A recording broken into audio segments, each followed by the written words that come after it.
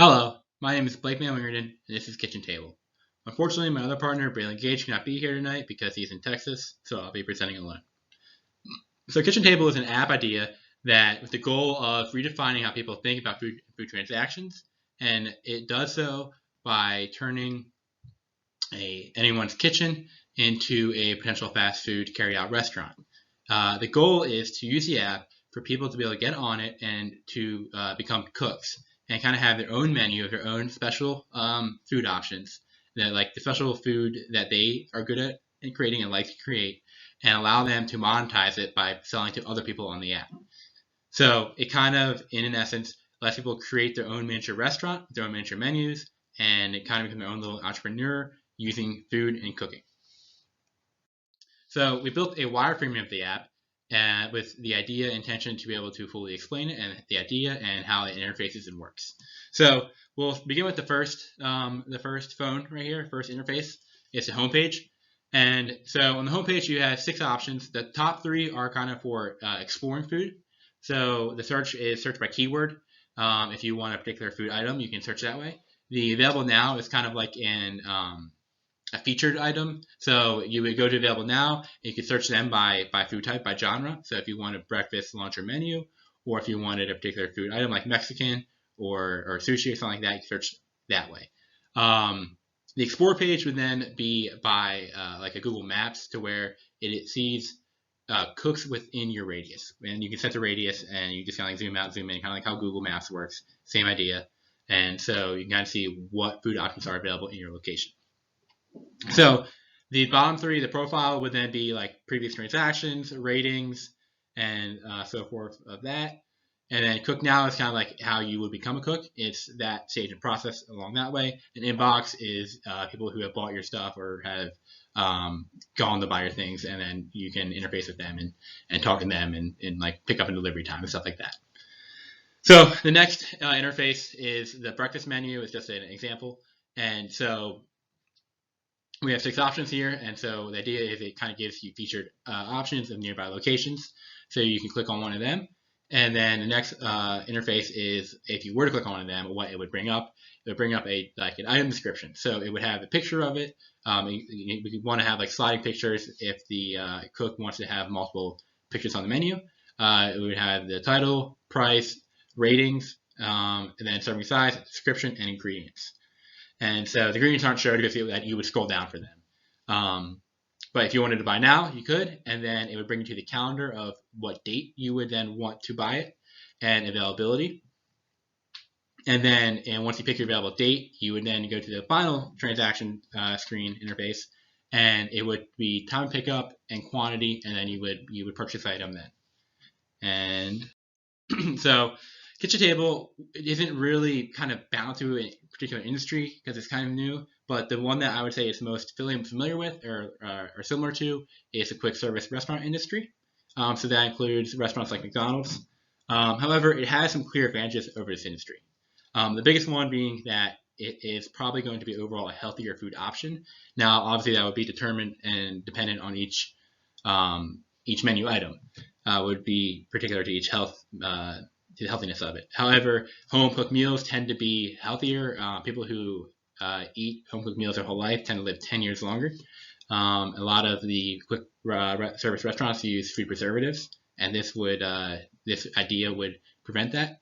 Also, it would maybe potentially be a lower cost due to no overhead. So people have already paid for the kitchen in their mortgages, so they've already priced the cost of their kitchen already. So it would only be a variable cost for them. So it should be cheaper than a traditional restaurant. Also has potential to be quicker, to where they say, hey, I want my food at 4 o'clock. When I get off work, on my way home, I'll pick it up or something like that. They can kind of have the time ready, ideally. Now, obviously, if the cook isn't ready in time, then they should get a low rating, and the peer-to-peer review should resolve that issue. Also, there has potential for a lot of personal interaction. There was a similar app idea started in California a few years ago. It failed, unfortunately, due to legislation issues. However, he noted upon dissolving his company that he had made a lot of personal interactions along the way, and a lot of the cooks and consumers ended up having friendships as well. So we would have two different target markets. We would have cooks and then consumers. So again, noting the similar app idea that already happened in California that failed, he said that the cooks was more of a narrow target market, and it was women who were lower to middle class who were looking for a secondary income or a way to get a job if they're looking for one. So they can kind of be more entrepreneurial that way. On the consumer side, he said it was more of a broad base, and some factors were like single person households tended to be more inclined to buy food on this app. That would follow a similar trend, such as like Blue Apron, the Blue Apron consumer base, to where they are looking for meals delivered to them. Also, health-minded people and people who have a little bit of extra income are able to spend potentially more money. But again, if it would be depend on the menu items. If some cooks wanted a more exotic menu item, they might be a little more expensive, where some cooks might try to go for a lower base menu item. So that would really depend on the cooks. But I would think that people who would be on this app would be a little bit between middle and upper class. So how we would make revenue is we have two different options. We have a variable pricing model and a fixed cost pricing model. So on the variable pricing model, we would take a percentage of each transaction as revenue. Again, I don't know what percentage that would be. In my example, I said 10%, but it would be dependent on a lot of factors that I don't know right now. But some factors to think about this are the average transaction price and the frequency of the transactions. So I made a blind estimate for 3 years out at a 10% transaction cost. As you can see, with obviously the scale of transactions, the revenue scales significantly more. On the fixed pricing model, the factors to consider are the number of cooks that you would have and the cost per cook. I wouldn't know what the exact cost to set. Again, as a blind estimate, I said $25 per month. Now, this would give the cook an option to be able to scale their business more and become more profitable if they're able to have a lot more transactions per month, obviously. And then on the variable side, they can have fewer transactions and not cost as much, and only cost as much as they make. But the fixed pricing model, with the same amount, assuming 10 transactions per cook per month, we make a little bit more money. So what we could do, another option, is to give the cooks the option to choose which model they would want, and that would kind of give them more flexibility, and we could use both models potentially. So our 3-year plan is, again, a rough estimate or a rough guess what we would do, but I also implemented an estimate of cost so that we kind of understand what we're working with. So our first goal would be to establish a proof of concept. I'll talk about that next. We also just want to become a legal entity, get our website, kind of get the typical office administration things up and going. We want to use the incubator program at the Innovation Depot as a good place for our office. And we want to then work on app development. Work for another company, outsource it. I am a computer science minor, so I should be able to do some of the initial things and kind of help them along the way. And I was learning how you can reduce costs by having like a wireframe or a initial working prototype that we would be able to do to save money on the mapping of the app. So there are ways to save money up front if we know what we're doing. But as far as the coding goes, we would hire that out. Year 2, we would try to apply for the Velocity Accelerator program at the Innovation Depot, which gives you $50,000 in loan money for 6% of the company. And then our goal would be to finish a minimal viable product and be able to kind of get it out into the market. And then we want to establish an initial market. We would think Homewood would be a really, really good spot to go. It's very neighborly and a lot of quaint people there. And we think that would work well with this initial app idea. And then we would want to compete and hopefully win in Alabama Launchpad, to where we would think about $10,000 in order to do that. Just why that $10,000 is there, but we would receive $100,000 in seed money that way. In year 3, our goal would be to kind of begin our marketing campaign, and we would hopefully have all the operations under wraps, and then we kind of work on marketing and expansion. And then our goal would be to move beyond Alabama to all the Southeast, and then hopefully eventually all the nation, and then worldwide. So our proof of concept, what I would use is just Google Forms. I created example 1 right here, to where a cook can put their menu items and their cost and a picture of their item on, and then quantity, and then month and date and time that they would want the person to pick up. And so then what we would do is I could kind of establish an initial base of people, and then collect their Google form that they would create, and then I would send it out, email to them. And so that I would kind of work manually to make sure each of these transactions work out. But it would be a really good way to analyze how transactions go and work out the kinks in these transactions. Another thing that I could do is further development on Facebook Marketplace, kind of get a page going and to where people can buy and sell. Facebook Marketplace has that ability to do so. So it would be a good way to start. Upon management, or talking about management team, it is me and Braylon Gage. And so I'll be working on the operations side, trying to work on the proof of concept and work on kind of building the app out a little bit in the prototyping stage.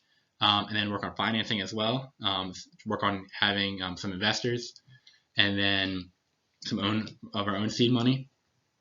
And then Braylon Gage would also work on me with prototyping, but he would work more on the visual interface sides, and he would work on design and marketing of it as well.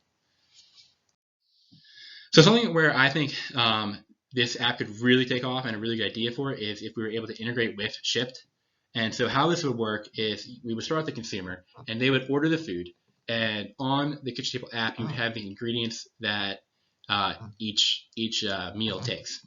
And so you would take the ingredients list on that database and send it over to Shipt. And Shipt would then be able to know what ingredients each meal requires. And then they can order that. They can deliver those ingredients to the cook, allow the cooks to not have to deal with getting ingredients and getting food and going to the grocery store. They can just work on cooking. And it delivers them on a just-in-time basis to where in a few hours or a day or maybe even 2 days before, give some lead time, that they are able to have ingredients in stock and able to make the exact amount of ingredients they need for each dish. And so it would reduce waste, and it could potentially go from supermarket to a final meal dish in a day.